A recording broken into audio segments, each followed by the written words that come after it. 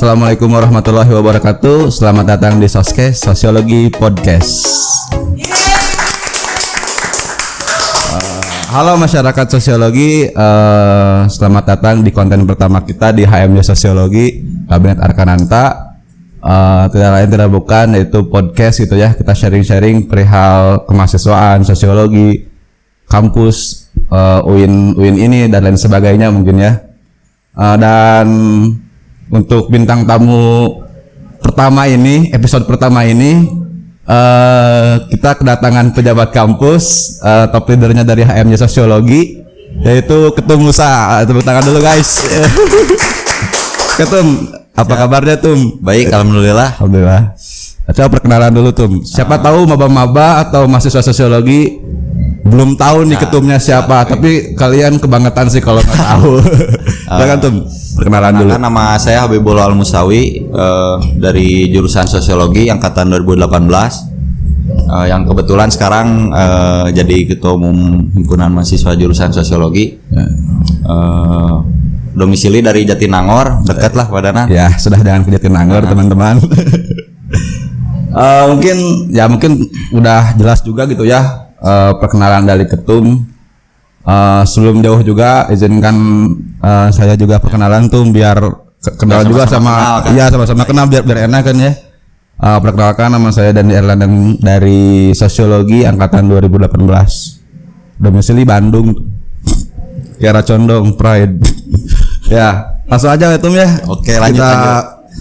Berbicara tentang HMJ terus kemahasiswaan dan lain sebagainya. Tapi sebelum jauh ke sana, kira-kira kabar hari ini Tum seperti apa gitu? Ya, untuk kabarnya mungkin dengan kondisi pandemi yang kayak gini lah, apalagi udah hampir 2 tahun juga kan. Ya. Kegiatan-kegiatan di lingkungan kampus maupun kegiatan sosial kan berubah secara drastis juga ya. Yang asalnya kita berkomunikasi dengan orang secara langsung, sekarang berubah jadi tidak langsung, dan kegiatan-kegiatan di kampus terutama di kegiatan HMJ pun berubah juga total drastis ya Tum ya. Kegiatan-kegiatan yang asalnya kita bisa langsung berinteraksi dengan mahasiswa lain ataupun langsung bercengkrama dengan masyarakat, sekarang terbatas gitu pergerakannya Tum. Langsung aja Tum, kira-kira kesibukan dulu sebelum kesibukan dulu. Sebenarnya nggak terlalu sibuk-sibuk juga sih. Yang terlalu sibuk. Cuman semenjak jadi ketua HMJ mungkin ya lebih ke ya gini, jadi hampir setiap hari di kampus. Ngurus perizinan segala macam lah untuk kegiatan di himpunan juga. Dan apalagi ya, mungkin yang asalnya saya kan seneng juga naik gunung gitu. Nah semenjak Covid banyak gunung-gunung yang ditutup kan untuk pendakian. Jadi sekarang mungkin banyak di rumah sih. Banyak di rumah dan mungkin di kampus juga untuk mengurus himpunan ini juga gitu Tum ya. Gitu. Selain Ketum ini aktif di himpunan gitu ya, di lingkup kampus, kira-kira di luar kampus ada kesibukan apa lagi Tum? Paling selain di himpunan, saya di rumah juga sih di Tarka. Oh, di Tarka juga aktif Di Tarka juga. Di Tarka apa itu tuh kelurahan atau unit yang di bawah desanya. Oh, okay. Tuh, jadi ketum kita juga bukan cuma aktif di kampus gitu ya, punya pengalaman banyak juga di Karang Taruna, di mana itu juga sebenarnya unit organisasi resmi juga gitu ya, di bawah pemerintahan juga gitu. Langsung ke pokok pembahasan itu. Oke. Langsung tembak aja, kenapa termotivasi menjadi ketum? Mungkin banyak faktor ya kenapa saya bisa dulu mencalonkan diri sebagai ketua HMJ. Yang pertama mungkin karena atas kemauan saya lah gitu. Karena saya ingin juga mengabdi di jurusan yang saya cintai juga gitu, di sosiologi. Untuk pengabdian saya mungkin yang paling kecil untuk jurusan ini ya bergabung di himpunan gitu. Karena kan kegiatan-kegiatan di himpunan sendiri outputnya adalah aktivitas untuk mahasiswa di sosiologi itu sendiri gitu. Yang pada dasarnya HMJ Sosiologi ini kan sebagai pelaksana kegiatan untuk mahasiswa-mahasiswa di jurusan. Makanya saya ingin bergabung ke HMJ waktu itu. Untuk itu mungkin lebih ke mengabdi ke jurusan. Gitu. Ya, dan setelah itu mungkin ketika ada waktu pencalonan ketua himpunan, Ya, saya juga termotivasi karena mungkin saya punya beberapa gagasan yang ingin saya tuangkan Oh, ke iya. himpunan kan. Karena nggak mungkin juga itu ketika ingin mencalonkan tapi kita tidak punya gagasan gitu tuh. Ya, Banyak betul. lah ada beberapa hal-hal yang pengen saya lakuin dan implementasiin juga di himpunan. Kayak gitu sih. Ya. Jadi begitu banyak apa ya gagasan-gagasan, mungkin hal-hal baru juga yang ketum akan bawa gitu ya di himpunan Insya Allah, ini. insya Allah. Terus kalau berbicara tentang himpunan itu apa sih? Kan banyak mungkin ya mahasiswa baru atau masyarakat sosiologi juga yang belum tahu himpunan itu apa sih? Apakah cuma rame-ramean aja atau cuma ya kumpul-kumpul aja atau gimana gitu tuh? Coba mohon Mungkin penjelasannya. buat yang belum tahu mungkin untuk angkatan kebanyakan untuk maba juga. Maba itu. Sebetulnya perbedaan himpunan tuh mirip-mirip kayak OSIS juga lah gitu kalau waktu SMA. Kalau lingkup sekolahnya mah lingkup OSIS sekolah gitu ya. Mungkin OSIS, tapi ketika di jenjang perguruan tinggi itu namanya himpunan dan itu untuk setiap jurusan gitu. Oh iya. Setiap jurusan pasti memiliki himpunan masing-masing. Ya bagi saya mungkin saya melihat himpunan itu sebagai wadah untuk menampung aspirasi dari mahasiswa jurusan tersebut dan outputnya adalah untuk berinteraksi dengan mahasiswa jurusan tersebut gitu melalui kegiatan-kegiatan yang diselenggarakan oleh himpunan. Jadi lebih ke himpunan itu sebagai wadah gitu ya. Sebagai wadah. Ketika ada mahasiswa sosiologi yang ingin menyalurkan aspirasinya atau memiliki bakat apapun bisa bergabung dengan himpunan ini gitu karena mungkin salah satu wadah yang paling efektif lah untuk menyalurkan hal-hal itu gitu Tum ya. Terus perihal himpunan nih. Ya. Apakah himpunan itu cuma ada di jurusan atau di fakultas atau gimana tuh itu kalau di lingkup kampus tuh? Sebetulnya kalau di ruang lingkup kampus yang disebut dengan himpunan tuh hanya di antar jurusan. Di antar jurusan Karena saja. Kalau misal kita naik di tingkat satu fakultas itu sama ada organisasinya. Cuman di UIN disebutnya DEMA, kalau di universitas lain BEM mungkin. BEM, Badan Eksekutif Mahasiswa Ya, itu ya. Badan Eksekutif Mahasiswa. Lalu kalau di tingkat universitasnya ada juga gitu, cuman namanya DEMA U. DEMA Ya, Universitas. seperti BEM-U lah kalau di univ lain. Oh iya Jadi betul. kalau yang dinamakan himpunan mungkin di internal kampus tuh hanya ada di antar jurusan. Ya, ya. Setiap jurusan pasti memiliki satu himpunan. Kalau saya kan pernah SMA nih Tum ya, pernah SMA. Kalau dulu tuh sebenarnya ada OSIS dan juga MPK nih Tum. Kan kalau tadi Ketum bilang tuh HMJ itu sebagai OSISnya nih. Ya. Kira-kira apa ada lagi organisasi lain gitu? Mungkin di kita juga ada kan yang namanya SEMAF, Senat Mahasiswa gitu. Itu lebih ke MPM-nya lah. Mungkin kalau di tingkat negara itu lebih ke DPR gitu. Oh, yang membuat ya. kebijakan. Yang segala mengatur macam. kebijakan ya. Oh iya ya. Untuk mahasiswa itu sendiri gitu. Yang mengatur kebijakan dan yang melaksanakan pun HMJ gitu. HMJ dan BEM yang ada di fakultas itu. Berbicara himpunan itu untuk periode sekarang kan mungkin teman-teman juga udah tahu bahwa nama kabinet ini Arkananta nih ya. Nah kira-kira apa itu Arkananta itu tuh? Oke. Coba. Arkananta itu berasal dari bahasa Sanskerta yang artinya yang selalu diterangi gitu. Kenapa waktu itu saya memilih nama Arkananta? Karena dari arti yang selalu diterangi, saya ingin anggota-anggota saya ataupun himpunan yang sedang saya pimpin tuh selalu diterangi melalui berbagai ide gitu. Dan itu ide-ide itu bisa kita temukan melalui diskusi, rapat segala macam lah. Jadi agar pelaksanaan kegiatan-kegiatan maupun program kerja itu bisa berjalan lebih maksimal juga gitu. Karena berbagai ide-ide yang lebih bagus lagi lah. Mungkin secara filosofis keren juga tuh namanya yang diterangi gitu. Jadi bahasanya bener sih tuh mahasiswa tanpa ide itu ya gimana lah tuh ya. Kurang lah tuh ya. Kan kita udah bukan siswa gitu, udah ada mahal lah gitu. Ada mahanya gitu. Jadi kayaknya mungkin pemikirannya pun harus lebih maju mungkin kalau enggak ya lebih improve lagi dari siswa gitu ya.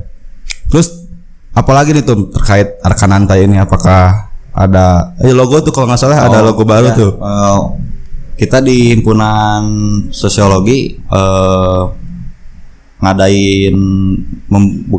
lebih ke bikin logo kabinet gitu. Itu untuk apa? Untuk merepresentasikan kepengurusan kita sekarang gitu. Misal kayak di logo ini kan ada dari perbedaan warna dari kuning menuju merah itu kan warnanya semakin gelap.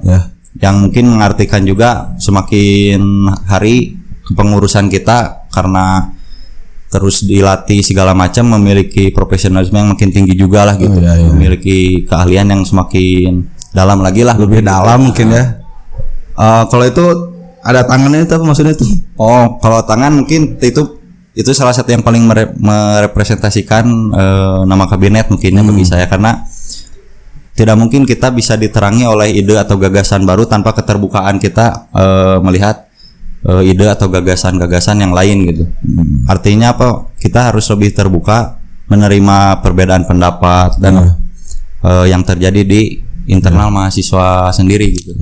Kalau melihat dari tangan ada apinya, ya bisa lebih ke wadah juga mungkin ya, lebih ke wadah bagaimana kita dapat mengekspresikan apa yang menjadi gagasan kita gitu. Ya, balik lagi ke definisi yang himpunan menurut saya tadi gitu. Bahwa himpunan sebagai wadah untuk berkegiatan di mahasiswa sendiri gitu. Kalau itu api itu apa tuh? Kayak menyala ini tuh. Apakah akan dibakar gitu anggota HMJ?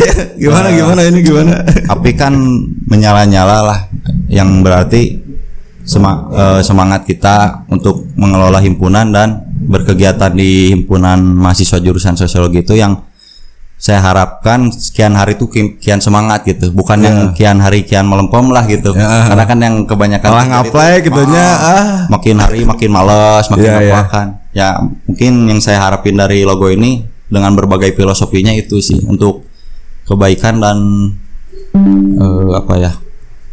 pertumbuhan dari mahasiswa sendiri gitu ya. Itu sendiri gitu ya. Karena benar sih kalau kita sebagai mahasiswa banyak sekali peluang untuk mengembangkan diri gitu tuh ya. Ya lebih tadi kayak bagaimana cara kita berorganisasi terus bersemangat di dalamnya itu dengan filosofi yang dibawa oleh Kabinet Arkananta ini gitu. Kira-kira berbicara tentang strukturnya tuh. Nah, itu kira-kira di HMJ itu ada apa aja tuh?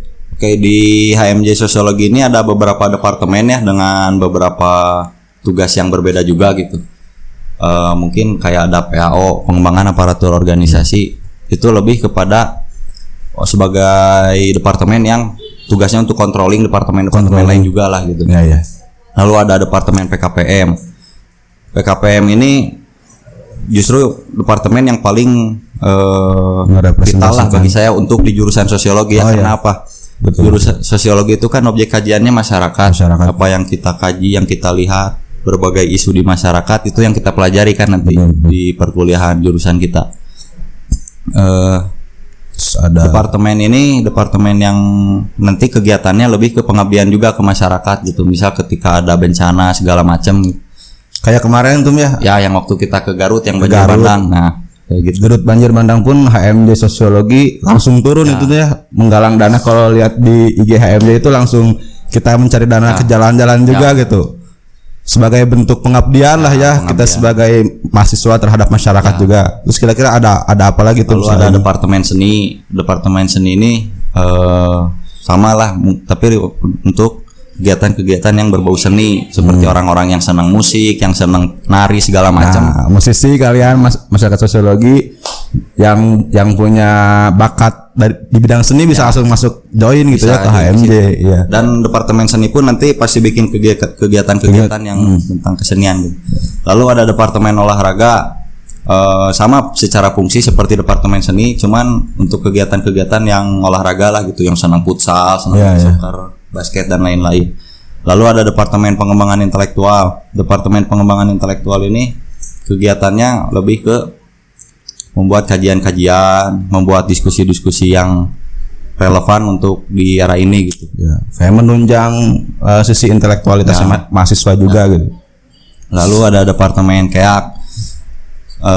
Departemen KEAK ini tugasnya lebih ke kerohanian juga sih sebetulnya gitu ya, kayak ngadain kegiatan sekolah, mengaji segala macam. Lalu departemen apalagi lupa. Aduh, ini pers nggak akan disebut ini. Pers. Aduh, malah besar. Sorry. Jangan upload ini. Sorry. Ya. Mungkin ini departemen pers yang lagi ngadain kegiatan yang nanti teman-teman tonton ini. Kegiatannya lebih ke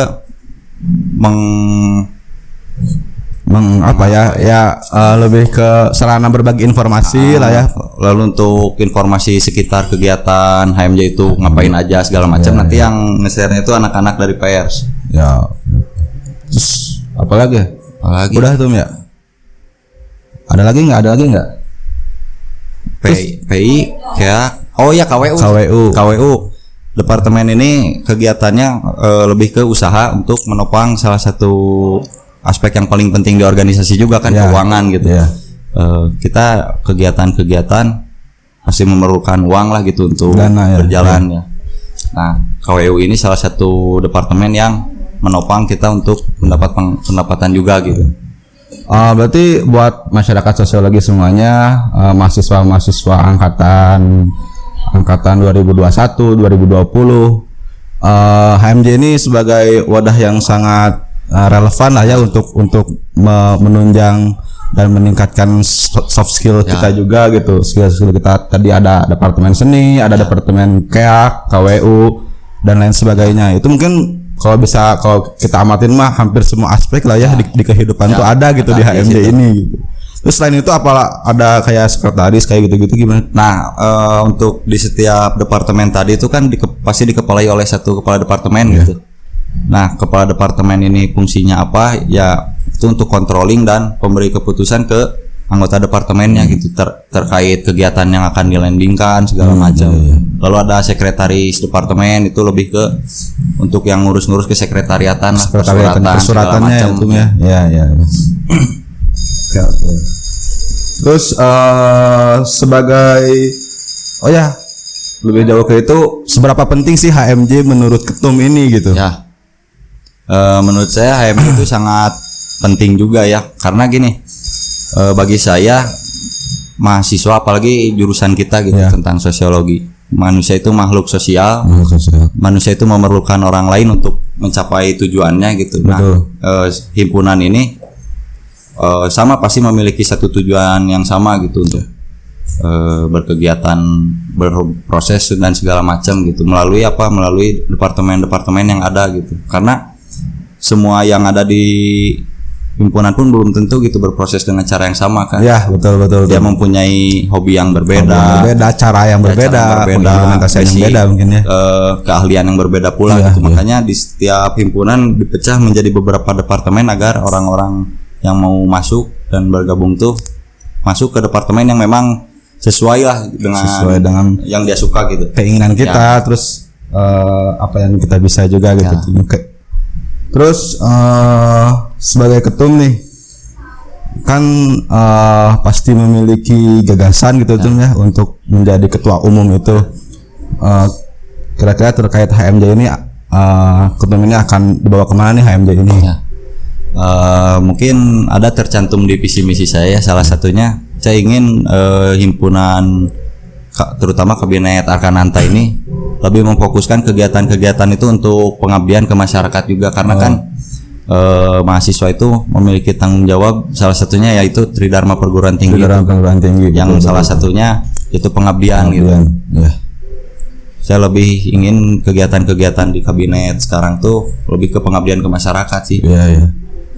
Lebih ke langsung terjun gitu ya ke masyarakat, berhubungan langsung dengan masyarakat. Dikasih kondisi pandemi, sosial, ekonomi segala macam kan kolaps. Keadaan di masyarakat juga ripuh merentum ya. Secara kesehatan menurun masyarakat, secara ekonomi sama. Ya. Terus kalau itu kan kasarnya itu impact yang akan dibawa HMJ gitu. Ya. Tapi terkait internalnya itu apakah apa nih ketum bawa apa gitu untuk internal HMJ itu? Paling yang saya harapkan lah gitu ya, salah satunya dari HMJ Sosiologi ini menjadi organisasi yang lebih kompak lagi mungkin ya, memiliki satu arah dengan komunikasi yang lebih baik lagi gitu setiap tahunnya, karena nggak bisa dipungkiri salah satu kunci dari organisasi itu komunikasi gitu. Komunikasi itu ya, komunikasi dari setiap orang, setiap anggota. Karena tanpa komunikasi kita nggak akan pernah tahu kan apa yang orang lain pikirin, apa yang harus kita lakuin segala macam. Ya. Itu sih. Dia lebih ketum ingin membawa HMJ ini yang transparansinya jelas gitu, baik dari komunikasi, ide gagasan dan lain sebagainya gitu, sehingga bisa membuat program-program impact yang lebih mengenal lah terhadap mahasiswa maupun masyarakat juga mungkin ya. Kira-kira nih kalau berbicara mahasiswa secara umum itu ya kan ada mahasiswa yang fokus ke akademik, ada yang organisasi terus gitu. Nah, kira-kira dari ketum sendiri, pandangan ketum sendiri seberapa penting sih organisasi ini bagi mahasiswa secara umum gitu? Ya, mungkin gini, tujuan kita berkuliah kan pasti untuk kuliah di dalam kelas, maksudnya dalam kegiatan akademik gitu. Ya. Tapi di sisi lain dunia kampus itu lebih luas lagi gitu. Nggak hanya melulu tentang akademik, nggak hanya melulu tentang kelas lah, tentang IPK, nggak melulu tentang Ya, bahkan ada yang bilang kampus ini miniatur negara gitu ya. Bahkan itu ya. Kayak masalah perpolitikan segala macam pun ada gitu di dunia kampus. Itu yang membuat dunia kampus itu lebih berwarna gitu daripada dunia sekolah. Kalau menurut saya gitu. Lalu pentingnya organisasi bagi saya gini aja paling bagusnya tuh ketika kita dunia akademik dan dunia organisasi itu kita bisa seimbang gitu. Maksudnya gini, ketika kita terlalu akademik tanpa ikut organisasi misal, ada yang kita sayangkan, yang kita lewatkan tuh kita di organisasi bisa ketemu teman baru, relasi baru ya, kita mengasah kemampuan kita segala macam. Tapi kalau kita terlalu organisasi pun terlalu mati-matian di organisasi misal, ada yang kita sayangkan justru dunia akademik juga gitu, betul. Menjadi kewajiban kita juga gitu. Jadi bagusnya dua hal ini dipadukan dengan pas lah gitu. Jadi jangan terlalu condong ke yang satu, jangan terlalu condong ke organisasi gitu. Ya, karena kalau menurut saya gitu mahasiswa itu ya perlu ranah akademisnya perlu, ranah organisasinya perlu, karena kita mencari pengalaman juga di organisasi gitu, kita mengembangkan diri juga di organisasi gitu, bahkan menunjang intelektualitas kita juga, tapi kita juga memiliki kewajiban juga di sisi akademisnya mungkin gitu ya.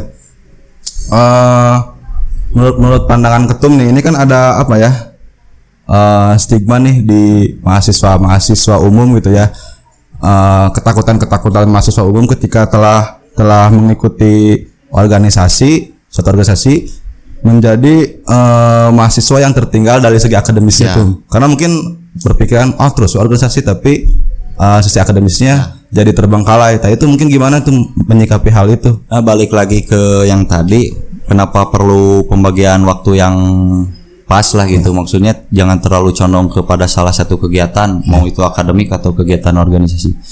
Tapi lebih gini sih Pak Danang, yang saya pikirin gitu, kita mempelajari teori segala macam itu kan di dalam kelas. Nah, himpunan atau organisasi-organisasi lain tuh kan lebih berkegiatan secara langsung. Nah, saya melihatnya ketika dunia kelas itu kita mempelajari materi segala macam, di organisasi atau di himpunan ini waktu untuk mengimplementasikan apa yang kita pelajari di kelas gitu. Bentuk pengimplementasiannya gitu ya. Lebih ke, makanya harus seimbang juga gitu. Kita ngimplementasiin terlalu banyak tanpa dasar-dasar yang kuat kan kurang juga lah gitu.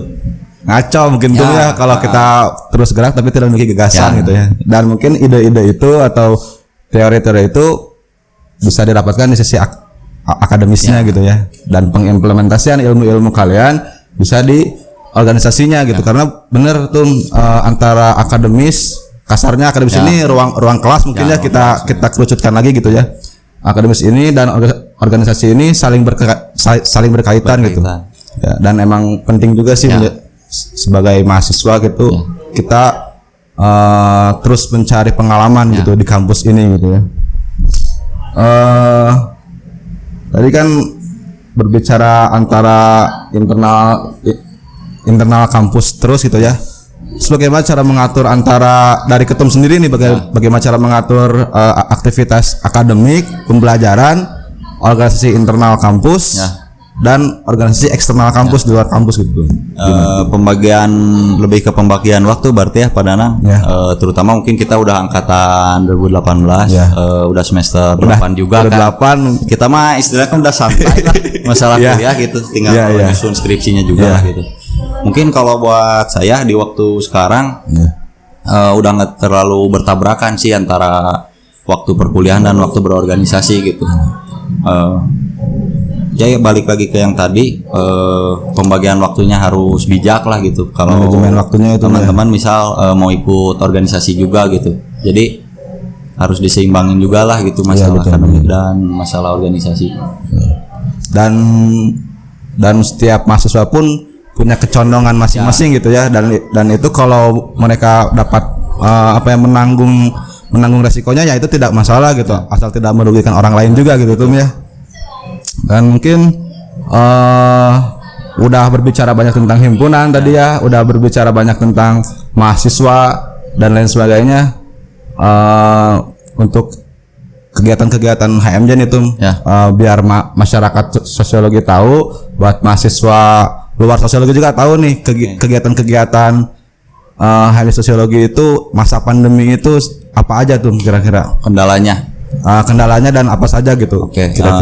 Mungkin secara program kerja tuh gak jauh beda ya ketika pandemi maupun lagi normal seperti dulu, secara kegiatan gak jauh berbeda. Cuman yang menjadi berbeda itu pada teknis dan pelaksanaannya sih yang lebih berbeda. Mungkin ketika kegiatan Mabimsos kita sekarang online terus kan.